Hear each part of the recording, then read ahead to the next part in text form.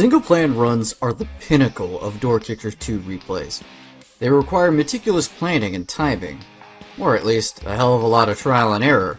In this short guide, we'll be talking about the theory behind how I choose to approach a map. How you approach a map depends on the objective. Clear hostiles affords you absolute freedom without any time limits, and usually without any risk of collateral damage. Hostage rescue, HVT capture, VIP escort, and bomb defusal missions complicate things, as the wrong grenade or acting too slowly can cause you to fail your run.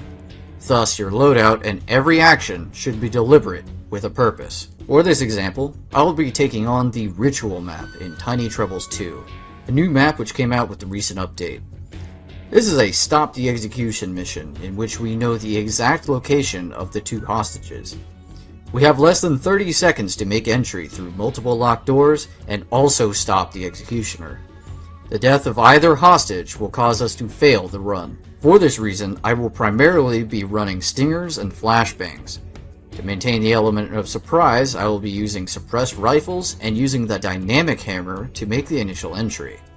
As we learned in a previous video, this is the quietest and fastest way to make an entry through a locked door with the Ranger team. I will also be bringing some slap charges and frags for later on. As for doctrine, now I don't mean in the game doctrine, but the literal theory behind what you are doing.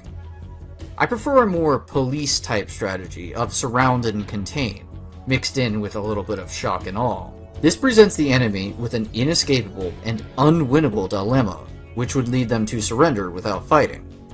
Of course, surrender isn't really an option in Door Kickers 2. Now, a problem and a dilemma are quite different things. A problem has a solution, but a dilemma has multiple solutions, but none of which are good.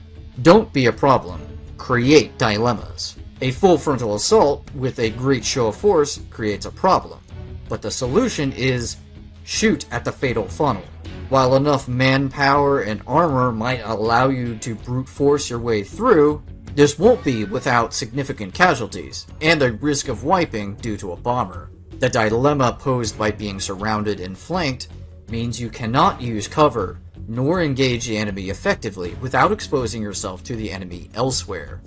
So back to our example. This big room is our main goal, as it has the one executioner and a bunch of enemies, including bombers. This room is too big to cover with any individual grenade, and we don't have enough time to use a spy camera to figure out everyone's location. So we'll take advantage of misdirection and open a few new lines of sight into the room. There are only two practical entrances into this room due to our time limit. Ergo, I want to secure both rooms before entering the altar room. This will give me more vision into the room while also securing my flank, thus allowing me to fully devote my limited manpower to the attack. The slap charge from earlier will allow us to open the door from a safe position, and also to get everyone's attention. Keep in mind that executioners will only kill the hostage if the timer has run out, they spot one of your troopers, or witness an ally being killed. By using the slap charge outside of the fatal funnel, means that neither the executioner nor any of the other enemies can actually see your troopers.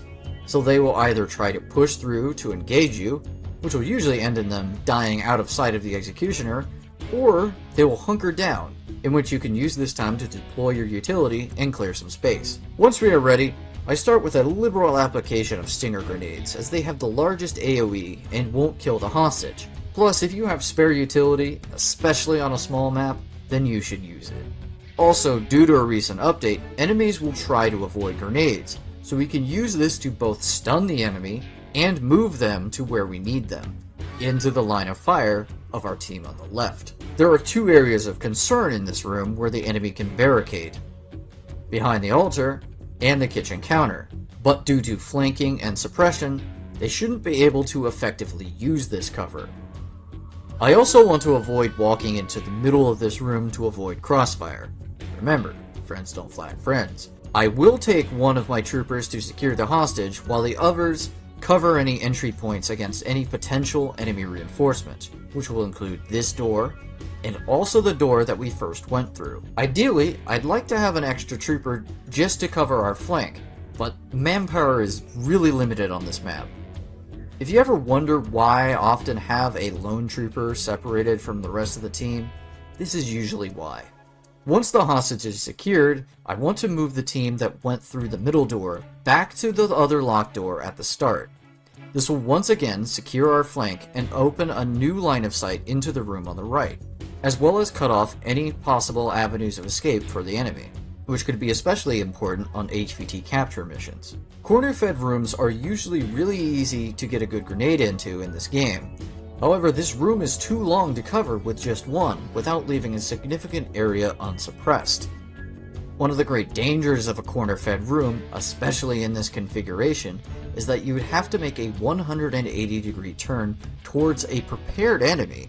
Plus, there is also the issue of this closet door, in which there may or may not be an enemy hiding.